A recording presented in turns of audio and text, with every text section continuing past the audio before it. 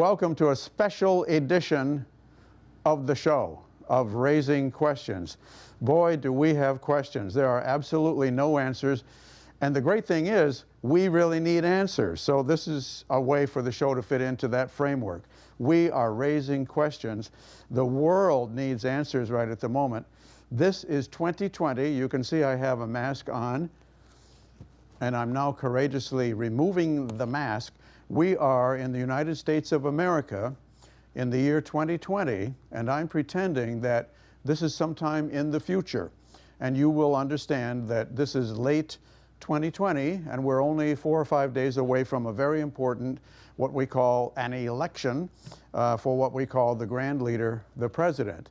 And I am here to tell you people from the future. I'm pretending that people from the future have landed here on the planet, and I'm explaining to them what it was like in November, or almost November, 2020 in the United States of America. To try to explain to people in America in 2020 what the situation is almost impossible. So I'm addressing myself to the people from the future. I am just going to say that at this time in earthly history, things were a mess, maybe especially in the United States of America. What we have is what we call fragmentation, which is a society breaking apart. And the symptom that illustrates that maybe most of all is the political debate that's going on now about whether or not to re-elect our president, Mr. Trump, or elect somebody who came close to the presidency already, who was vice president, namely Joe Biden. There are a lot of things that remind me of a great part of earthly history, which was World War II. I think from World War II, we can learn something about the current crisis that we're going through, the COVID crisis that's making too many people sick, and we can draw some lessons from that. That we can do a little bit of history and a little bit of spirituality and religion, believe it or not, and maybe some other politics. 3 things, in other words, that we can get through to explain as if people from the future were looking at the situation right now. So the first thing to go into, in my opinion at least, is this fragmentation that I'm talking about, and the difference between the way the world, the way the United States especially, handled World War II and the way we're handling the situation now. In a way, it seems to me at least, this is 2020's 1941. In other words, it's as if Pearl Harbor had just been attacked and we're going into World War II. Or you might say we're about a year or so into World War II, Pearl Harbor's been attacked, and so forth and so on. What happened in World War II that is different from now that might point to some ideas about how we should be handling this crisis right now? In World War II, there were 2 or 3 things that are very reminiscent of right now. There was a sneak attack. Everybody was very, very afraid here at home of dying or losing somebody to the attack. And there were calls for unity right now. And in World War II also. In World War II, we were under attack, people were afraid of death, and there were calls for unity. Well, in World War II, we got unity. We had a very strong leader. Everybody admired him. I mean, people from this end of the spectrum and that end of the spectrum really admired FDR, Franklin D. Roosevelt. He was able, because of that underlying unity, to further unify the country, and we beat the enemy.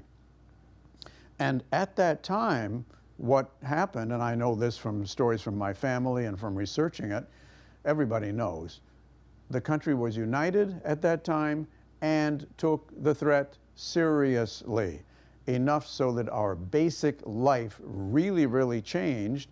And even if you did suffer a horrible loss, like the loss of somebody, the death of somebody in your family, you were able at that time to say, well, our sacrifice at least meant something. We were fighting something that really was terrible and that we could identify.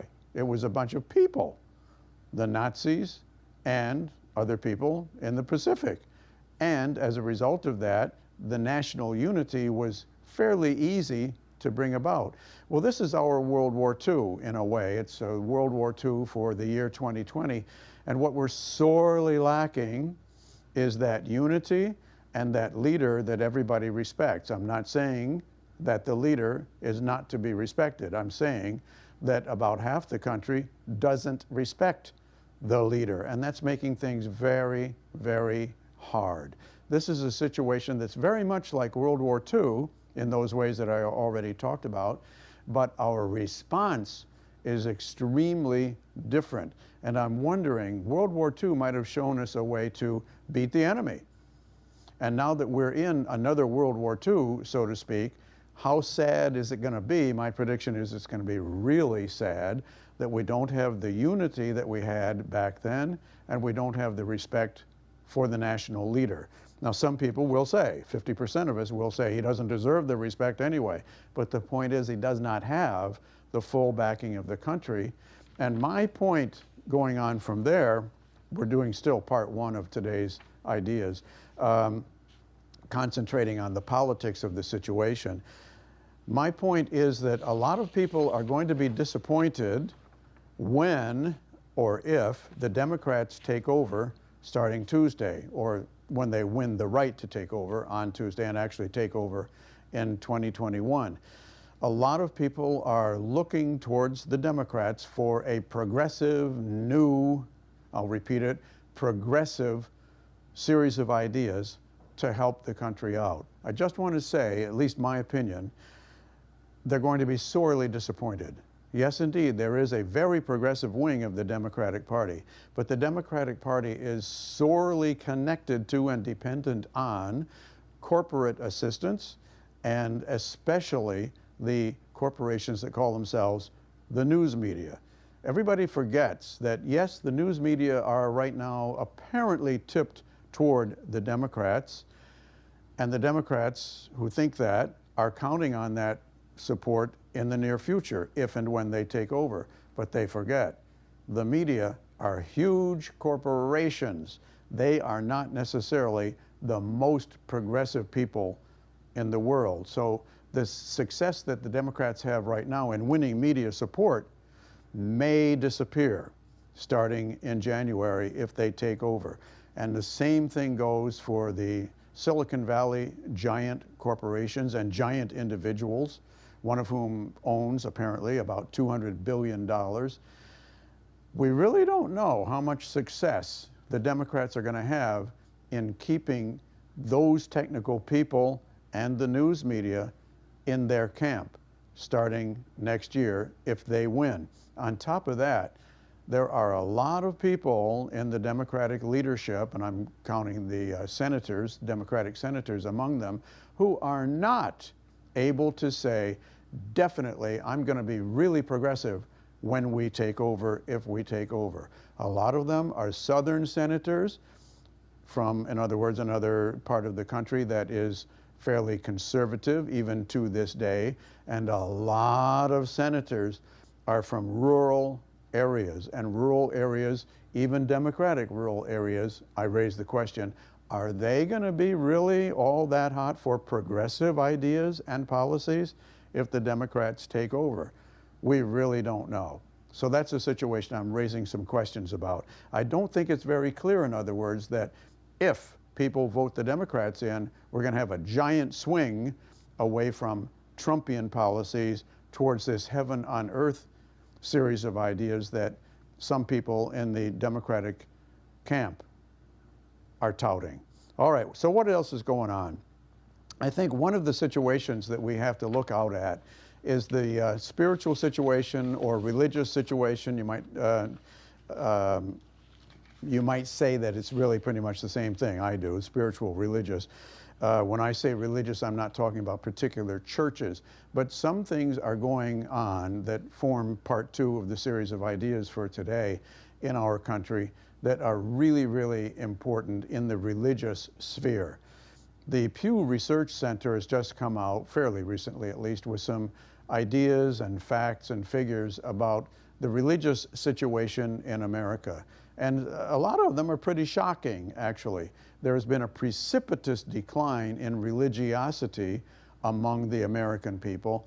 if you think religiosity means belonging to a church and going to church. I don't know the figures offhand.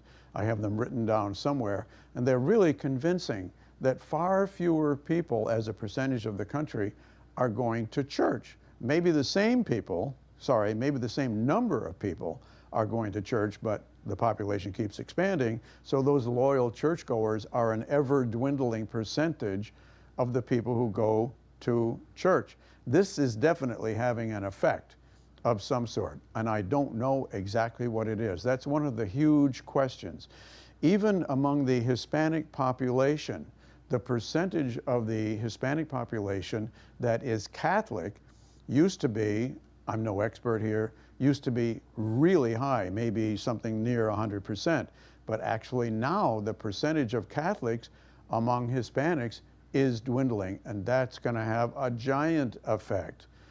I don't know exactly what it's going to be, but one of the things that's important here is that the people who were poorer in America, not necessarily dirt poor, but poorer in America, were very often, and out of proportion, were very often Catholic.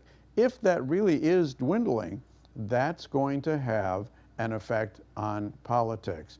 A Protestant takeover, you might say, or increase among Hispanics and among other people is really going to have quite an effect if the number of Catholics or the percentage of Catholics really is dwindling. The Democrats especially will no longer be able to count on a certain population, like the Hispanic population, as Catholic and capitalize on what the Catholic religion often was a proponent of in the past. So just in case I'm getting lost in my rhetoric here, the point is that the percentage of people going to church in America and declaring themselves dedicatedly religious people is falling. And I really wonder what the effects of that are going to be on the political situation. But you can bet there will be an effect.